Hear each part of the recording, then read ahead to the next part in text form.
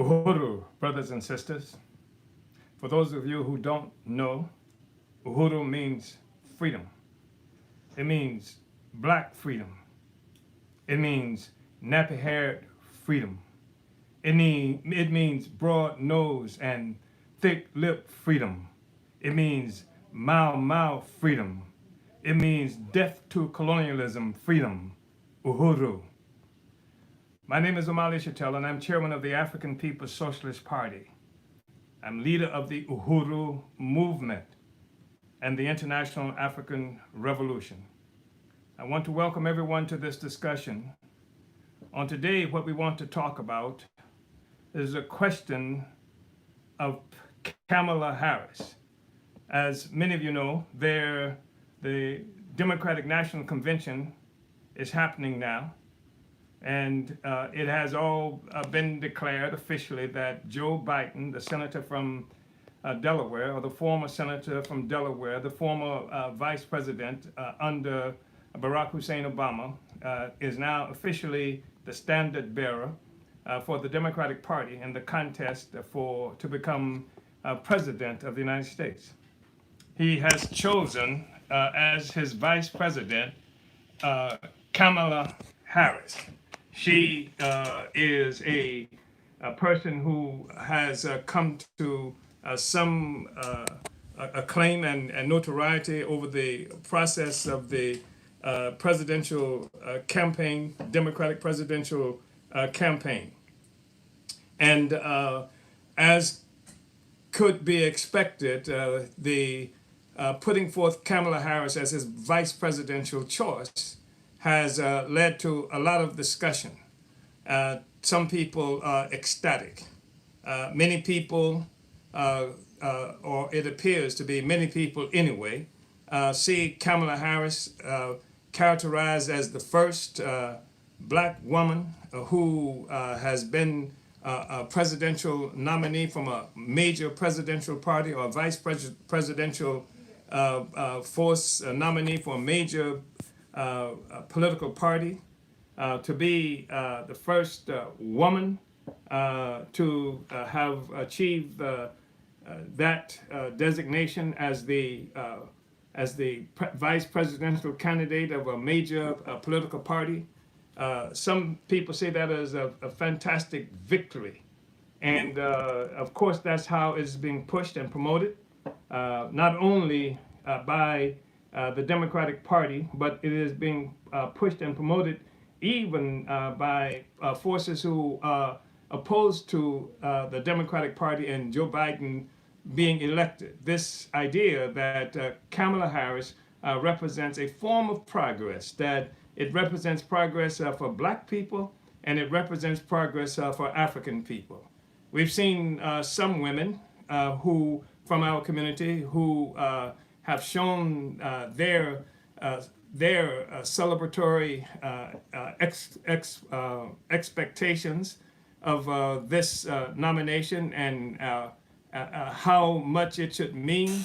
Even a person, iconic figure from our struggle in the 1960s, Angela Davis, has stepped forward, and she has made statements to the effect that although that we don't like what Kamala Harris did when she was the district attorney in San Francisco and the assistant DA in Oakland, California, and we don't like what she did when she was the Attorney General of the United States, that some kind of feminist policy, she said, some feminist assumptions make it possible for us to overlook those contradictions. And of course, the contradictions that they're talking about, or she is talking about, are those that have resulted in hundreds and hundreds of African people being locked up in prison. And sometimes with Kamala Harris actually doing nearly the equivalent of dancing at her success in having people in prison, on one occasion at least. Even after DNA and other evidence indicated that somebody was innocent, she has pushed for his execution, black man, for his execution because he didn't get his paperwork in on time. This is what we're talking about when we look at Kamala Harris, and we're looking at how we can overlook some of her contradictions based on the fact that some feminist instinct or some feminist position should make it possible for us to overlook those contradictions. We don't have to say that much about Joe Biden. Joe Biden, of course, is the guy who put forth the 1994 crime bill. He worked on it constantly. He's the one who shepherded through virtually every necessary committee, made all the deals that had to be made in order to get it passed. Joe Biden is the one who, with the 1994 crime bill, the crime bill that resulted in 100,000 policemen being put in the streets throughout this country, and perhaps one of them killed George Floyd. Perhaps one of them is responsible for the murder of Mike Brown. But the point is that Biden is the one who put that forward, and it was something that was carried on the ballot with William Jefferson Clinton. So you had that. It's a crime bill that created more than 60 new offenses that could demand the death penalty in federal courts. So this is Biden, and he's more than that, as you know. Just in terms of his horrible anti-African, his whole colonial attitude, that despite the fact that he is the one who, for example, when Barack Hussein Obama was nominated by the Democratic Party, said that the good thing about Obama is that he was clean, and he is a black person who speaks good English when he wants to. And so this is Biden. This is the same Biden who fought against what was supposed to be, in the minds of many liberals, the ingredient that would integrate or desegregate schools in this country. He fought against the busing of African people. And of course, we know that wouldn't have made a dime's worth of difference in terms of the real relationship we have to the system. But the fact is that the white people who he was courting didn't understand that. He worked very closely with the reactionary Jim Crow Ku Klux Klan's politicians in the U.S. Congress. So this is Biden. So Biden clearly is no friend of African people. So in the form of here we have Biden, who's put 100,000 policemen in the streets of this country on the one hand, and then we have Kamala Harris as prosecutor, who's using those police to lock black people up throughout California. So this is who they are, and the fact is that people have mentioned that. This is not something that many people are unaware of, and as I said, we had forces like Angela Davis who was saying, despite who Kamala Harris is, despite her record, it is a historic thing that the feminist instinct has me makes it necessary for us to overlook these issues with her and to be able to support her.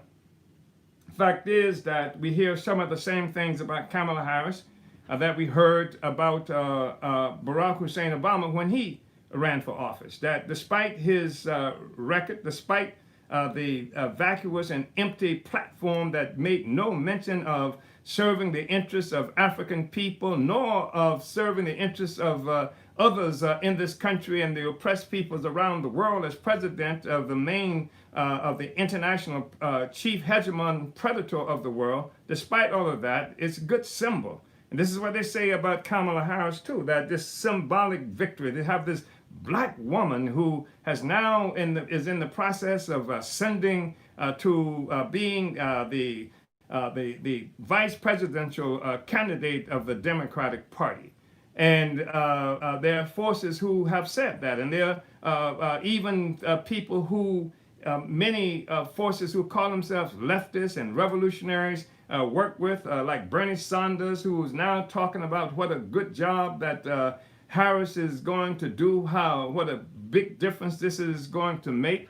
And many other leftist forces who Africans and some Africans and many liberal leftists had looked to make the big difference in the Democratic Party. Many of the people who thought that Bernie Sanders' presence in the electoral process was going to push the Democratic Party to the left, to make it something that looks more revolutionary, more progressive, if you will. Now on board with this Kamala Harris choice and putting forth Kamala Harris and Joe Biden as this great new force that's going to be able to unseat Trump and make a lot of difference for the people in this country. And people are frightened. And I recognize and understand that, especially a lot of working class people in our own community, that is to say the African community, and a lot of people who call themselves progressives and leftists otherwise are frightened. They are terrified by the idea of another term for Donald Trump. And it's like, regardless of what kinds of crimes and offenses that these persons who are from the Democratic Party, Biden and Harris, have committed or may commit, we have to vote for them, because otherwise Trump is going to maintain a hold on the presidency. And then they are prepared to say, and will say by the time this presentation is over, that if you go against Biden, if you go against Trump, then what you're doing is facilitating the re-election of Donald Trump. And so that is a terrifying prospect for many people who will not come out and say right up front that Kamala Harris is not representative of our people, and that there's no basis, no real reason in the world why anybody should organize to vote for and support Kamala Harris. So, and so we're prepared to have that discussion with anybody. And the only reason it's necessary to have that discussion with anybody is because we're at a place today where opportunism reigns supreme in what used to be a revolutionary movement in this country and around the world by African people.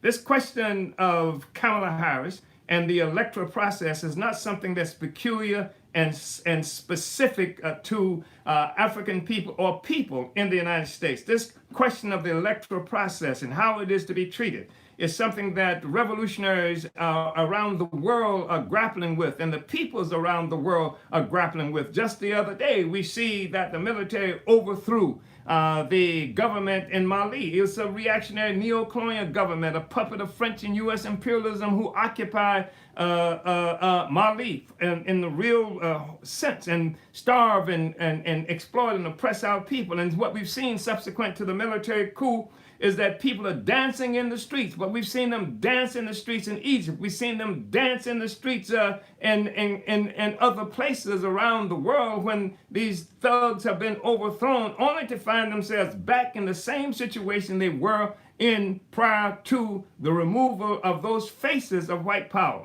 And what we are confronted with today is the fact that many of the people are trapped. They feel like they are trapped. If we don't vote for Biden and Harris, then what the hell is going to happen to us? That's the assumption that many people are moving with, and they're too afraid not to support Harris. They are more afraid of Trump than they are for any kind of program that Biden and Harris might be bringing. Biden and Harris cannot bring forth a program that would speak to the interests of Africans and oppressed and working class people here and around the world. So it's not that we're voting for a program that they are presenting, or people are being asked to vote against Trump. People are saying, let your fears make the decision for you on the one hand, and on the other hand, many people, Africans in particular, are being duped by the fact that Kamala Harris is a woman. And so as a woman, this feminist instinct, this historic event of a black woman being on the ticket of a major political party is overcoming any kind of examination of who she is, what her politics are, and what that means in terms of forwarding the movement of black people, whether it progresses us or whether it sets us back. These are the kinds of issues that we have to deal with. And it doesn't matter that Kamala Harris is an African woman. We've seen if being black was enough to satisfy what it is that we're looking for, all we have to do is look all over the continent of Africa, where puppets have been put in power, kept in power, manipulated in power by either France or the United States or other imperialist powers there. And they bleed the people. They steal the resources from Africa and from the people and send them to these major corporations, just like Obama gave trillions of dollars to the corporations here inside the United States and other places as well. So being black is not enough, because we've seen these. If that was the solution, then there would be nothing but freedom and happiness and joy all over the continent of Africa. But Africa is suffering more now than it was before these puppets were put in power.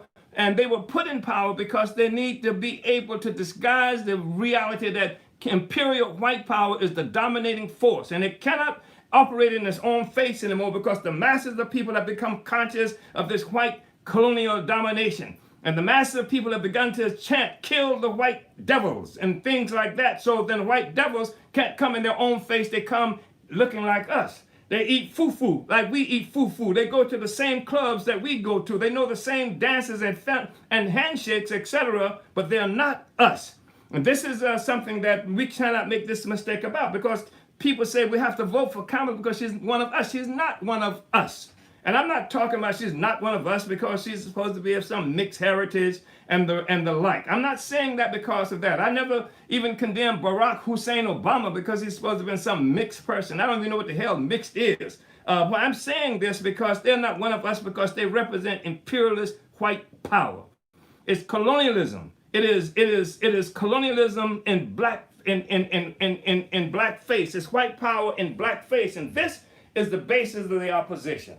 So the reason we're having this discussion in part is because we had a revolutionary movement. It didn't start off as revolutionary movement. It was a movement that grew out of what people refer to as the civil rights movement, that gained more and more clarity and more momentum and challenged this whole social system to its foundation. It developed into an anti-colonial movement that we characterize as the Black Power movement. We saw the emergence of the Black Panther Party. And as this occurred, what we saw happen also was a diminishing of the significance of the Democratic Party. The fact is that by 1965, when universal suffrage happened in this country through the hard blood work, you want to hold up an African woman that you need to look at Fannie Lou Hamer.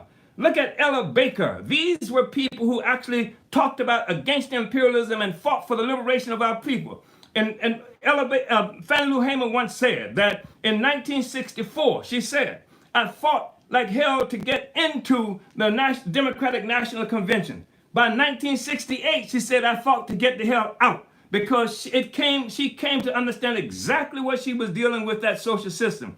So if you got to say one of us, then look at Fannie Lou Hamer. Look at Ella Baker. Look at other women who actually stood up to fight against this social system and never repudiated the revolution and never, ever compromised the fact that we have to stand up for the freedom and liberation of our people and also peoples around the world. That is not Kamala Harris. Ain't Kamala Harris. And so then the question is left, here we have this movement. Incredible movement, developed, blew up. And it was this movement of thousands of poor people, starving people, facing water hoses and facing cattle prods. You know, you've heard the line, "Our people have died so that we have the right to vote." People fought because they wanted freedom. That's what they fought for. They didn't fight just to vote. The vote is empty if it doesn't produce the freedom that the people fought for. So you had the people struggling, changing the ground in this country and affecting struggle all around the world. And the people in the process of changing the world changed themselves and moved from this passive instrument that could be, these passive entities that could be used by the Democratic Party, manipulated to go here and go there, and became recognized that even after we achieved the so-called universal suffrage, the Voting Rights Act was passed when? 1965. The Voting Rights Act was passed in 1965. This is what gave universal suffrage to all of us. But the movement didn't start. Then it escalated. And it moved beyond the so-called voting rights. And then in 1966, the demand was what? Black power. power, saying it's not enough just to have rights to vote. We have to have power over our own lives. That was an anti-colonial demand. And it led, this escalating struggle of our people led to a war against our movement. We're talking about political prisoners, stuff in the prisons in this country right now who came from that period. We're talking about Malcolm X being assassinated by the United States government, King being assassinated by the United States government. More than 30 members of the Black Panther Party in 1968 alone were wiped out by the United States government. And more than 300 thrown in prison. Fred Hampton in 1969 was killed to stop a revolutionary movement. At this time, we weren't looking for the Democratic Party to solve our problems. We weren't looking to go, I hope the white man gets a nice Negro to be a solution for us. We were looking to solve our own problems. We built our own revolutionary organization, had our own programs. The Democratic Party does not have a revolutionary program. It does not have a program that speaks to the interests of African people. So some are saying, well, you can't have everything, so we just have to take what we got and in whatever is offered to us. And I say that's wrong. That one thing I want to introduce you to is that we don't have to settle for that. We don't have to assume responsibility for the election of Trump no more than we were responsible when he was elected before, as people have tried to say that the reason he was elected because enough black people didn't come out to vote against Trump, to vote for Hillary Clinton and lying Hillary Clinton, reactionary Hillary Clinton. That's why they said this Trump is in office, and that's not true. And the same forces that put Trump in power, keep Trump in power, are also the forces that are representing Biden. Biden represents them as well. I mean, there are going to be Democrats and Republicans speaking throughout this convention, this Democratic convention. So what is it then that we have to do? We have to build movement. There is no easy way out of this. There's no, okay, let's get this white person or that Negro person and just vote for them. It's going to be a hunky-dory, so to speak.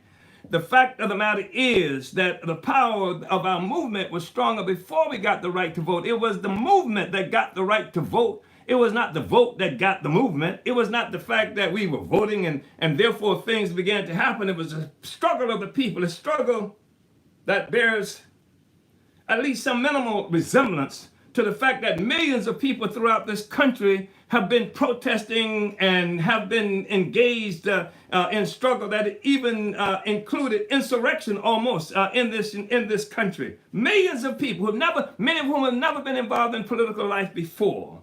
And they damn sure were not trying to get a Kamala Harris there. And they damn sure were not mobilizing because of a Joe Biden.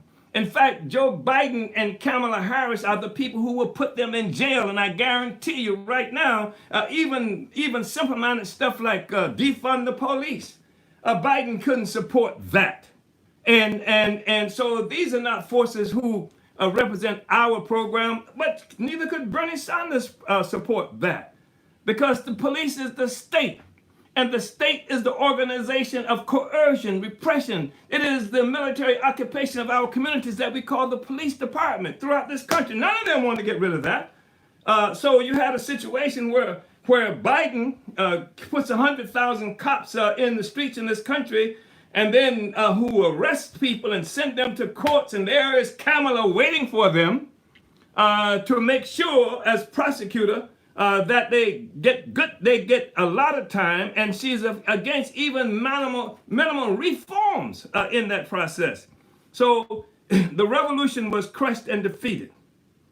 And the agenda that was coming out of that revolution, even Martin Luther King's Poor People's Campaign, the one that Malcolm X talked about, the one that when he talked about how they said these Negroes were threatening to shut down Washington, he said that was the Black Revolution. Malcolm said that. And he said Kennedy and the other liberal Democrats called in the Big Six. Those are the big shot Negroes at the time, representing the big shot civil rights organization at the time. He said, call it off, call it off. And then he said, Malcolm said, they said, I'm sorry, boss, we can't stop it because we didn't start it. And that's what you have in the streets today. increasingly the ruling class cannot stop it because they didn't start it. The petty bourgeoisie cannot stop it. Kamala Harris and Joe Biden cannot stop it. What has to happen is that we have to give it direction. When I say we, I'm certainly talking about revolutionaries. I'm talking about the African People's Socialist Party. That's our responsibility. I'm talking about the Uhuru movement. That's our responsibility to give it a direction, to give it ideological content, and to raise the confidence of the people in their own capacity to change things. Let me just say this with you. I don't have much time left. I have just a few minutes, but I just wanted to say that the African People's Socialist Party has participated in building the Black is Bad Coalition for Social Justice, Peace, and Reparations. And one of the things that this coalition has done is to provide leadership based on the fact that our revolution was crushed. Our program for Black power was crushed. Our program for the interests of working people was crushed by the United States government, the same one that Biden created cops to kill. And I just want to read for you a revolutionary national, we call it a national Black political agenda for self-determination that came from the coalition. And this national Black political agenda is our agenda. Democratic Party's agenda is not our agenda. You can fight for this agenda. Not only can you fight for this agenda that I'm going to just tell you something about, I'm just going to read to you the declaration from this agenda. But also I'm going to call on you, because this election, when this election happens, just 3 days after this election, the Black is Bad Coalition is calling on African people from throughout this country to march on Washington, D.C., where we will host the 11th consecutive mobilization march on the White House rally that's around the question of Black power matters, that says that Black community control of police, that says death to colonialism. That's the slogan that's coming from the people. And this national Black political agenda for self-determination was something that we put together before we heard of Kamala Harris running for office, before we knew that Joe Biden was going to be the presidential nominee of the Democratic Party, because our people needs this. Not the Democratic Party, our people need this. And so here's how it's said. It could have been, this was written in 2016, and it could have been written today. And what it says is the declaration. A critical moment in our history is upon us. In addition to the traditional centuries-long destitution and political repression that has characterized our existence and distorted virtually all our intra-communal relations within the United States, there is now an escalation of police and other white violence directed at our people that demands a coherent response. The entire world is in a state of turmoil. The vast majority of the world's population that experiences poverty and cruelty as normal features of life is in a state of rebellion. Because the world capitalist system owes its existence to the enslavement of our people and colonial domination of much of the world, capitalism rests uneasily on a fault line of oppression. The historical oppression of our people stems from this cruel fact of history. Like most peoples of the world, we trace our current conditions of existence to the birth of the capitalist system at the expense of our happiness and human and material resources. We recognize the escalation of terror against Black people that includes state and popular attacks and police and civilian murder. We understand that the prominent expression of white nationalism revealed through the electoral process to select a new president of the United States are due to the growth of resistance among oppressed populations of the world and within the U.S. We recognize that the apparent social peace within the U.S. over the past 35 years or so has been illusory, a product of the successful brutal assault by the U.S. government on the struggle of Black people for justice and power in the 1960s. Our movement was obstructed by state-imposed repression that included the political murders of important leaders from the community. Among these leaders were Dr. Martin Luther King Jr., Malcolm X, Fred Hampton, and others. The false sense of social peace during this past period also depended on the disruption of the then developing black agenda that demanded peace, democracy, and end to poverty, political oppression, and the acquisition of black power. The U.S. government and its minions of appointed or anointed black leaders have contributed to a defeatist outlook among our people that reduces our struggle to vain attempts to influence the two major U.S. ruling parties to include the interests and aspirations of our people in the otherwise ruthless, terror-inducing imperialist agenda they normally represent. The U.S. government's assault on our independent movement for black political power has created a worldview that promotes the U.S. electoral process as the only viable means of forging and pursuing an agenda favorable to our interests. The Black is Back Coalition for Social Justice, Peace, and Reparations does not believe that our future should be in the hands of any institutions that does not have its origin within our own community and has not been forged through the struggles of our people. Black people, therefore, are gathering to consolidate our own national black political agenda for self-determination.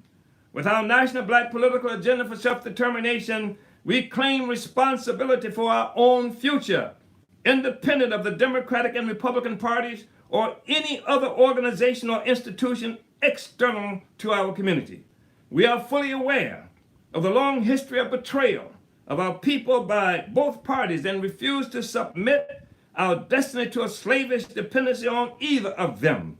As conscious women and men, we are declaring our intent to guarantee a future for our children and generations to come by creating an independent agenda for the progress of our people.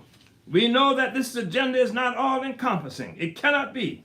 Our movement is in a developing stage, having been re-energized most recently by the August 9, 2014 uprising of poor working-class young people on Canfield Drive in Ferguson, Missouri, after the police murder of 18-year-old Michael Brown.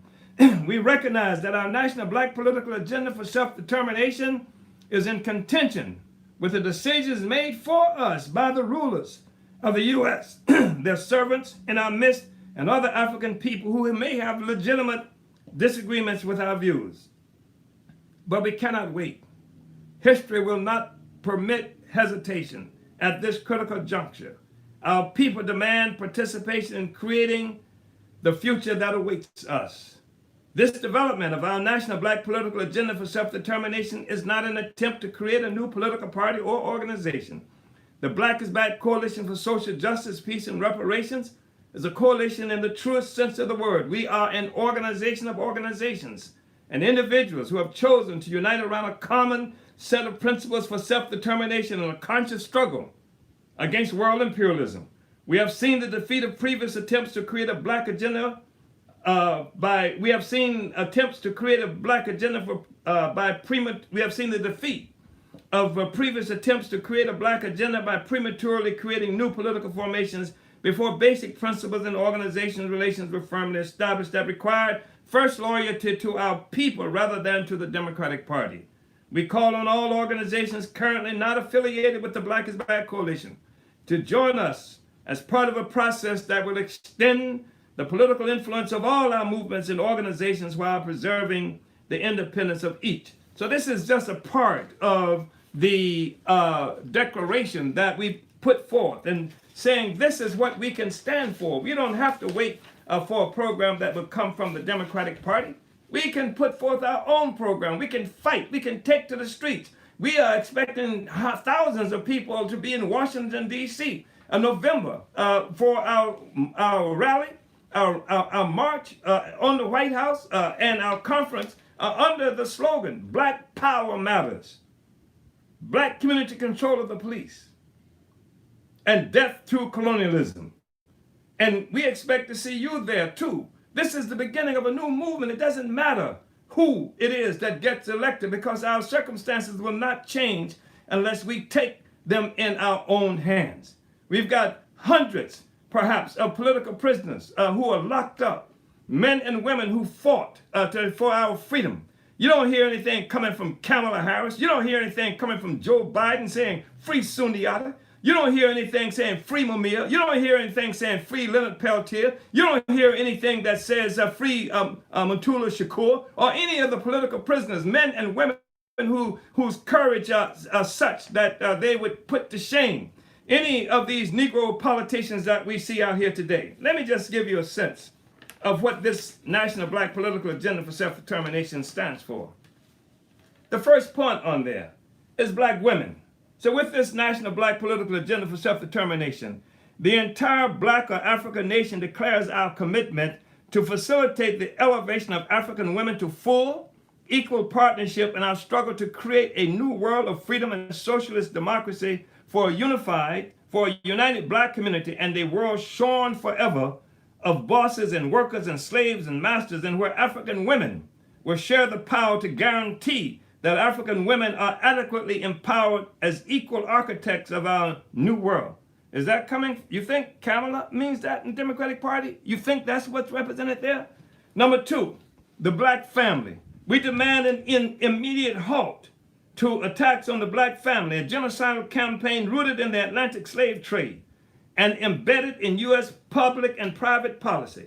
The United States has waged a ceaseless war on the black family, from the slaveholder that sold Africans as units of private property with no claims to family ties that he was bound to respect, or she was bound to respect, because a lot of white women were slave owners as well, to the denial of adult black people the human right to protect our families, to the deliberate exclusion of heads of black households from employment sufficient to provide for our families' needs, the systemic undermining of black family structures through public welfare programs such as the foster care system, in which black children are disproportionately taken away from families, and in which parental rights are being stripped from black parents at an alarming rate. That's part of it. Number three, black community control of the police.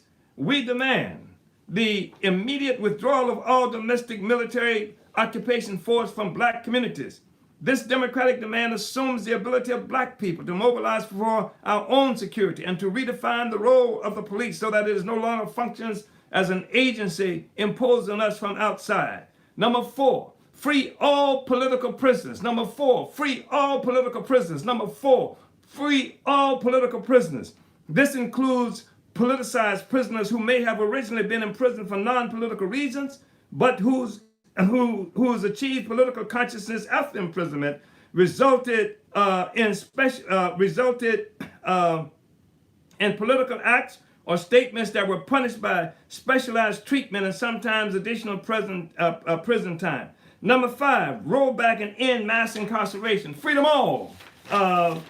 Number six, reparations. We demand reparations consistent with international norms regarding redress of crimes against humanity. Number seven, self-defense. We declare our human right to armed self-defense from the violent attacks by white citizens and the assaults and murders by domestic military organizations and forces that include various police organizations. Number eight, nationalize the banks and end forever the rule of capital. Number nine, full employment and national minimum income. That's different from $10, $15 an hour over a number of years. They say we're not talking about just minimum wage. We're talking about a national minimum income.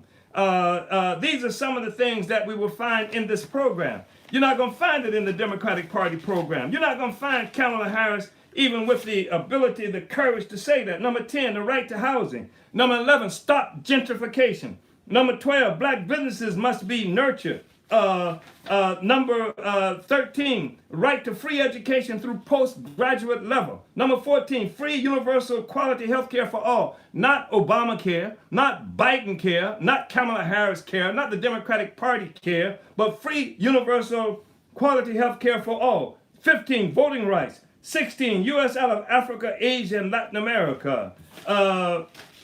17, the West must pay its debt to Africa and its descendants. 18, free Palestine, down with Israel apartheid. And 19, climate change and toxic pollution created by capitalism must end. That's your program. That's the program we took through 10 different states, and the District of Columbia had conventions there, and then had a national convention in Washington, D.C. That adopted this program. So you don't have to wait for the Democratic Party. You have a program. You need to be in Washington, D.C. on November 6th. Then on November 7th, we'll have a rally at Malcolm X Park, and then we'll march on the White House. And then we'll have another rally across the street from the White House at Lafayette Park. And then on November 8th, we'll have a conference there that deals with the question that we just raised, Black Power Matters, Black community control of the police, and death to colonialism. I'm Omali Yeshitela. I'm the chairman of the African People's Socialist Party and the African Socialist International. I'm leader of the Uhuru movement and the International African Revolution. Thank you for being with us. We'll talk again next Wednesday. Uhuru.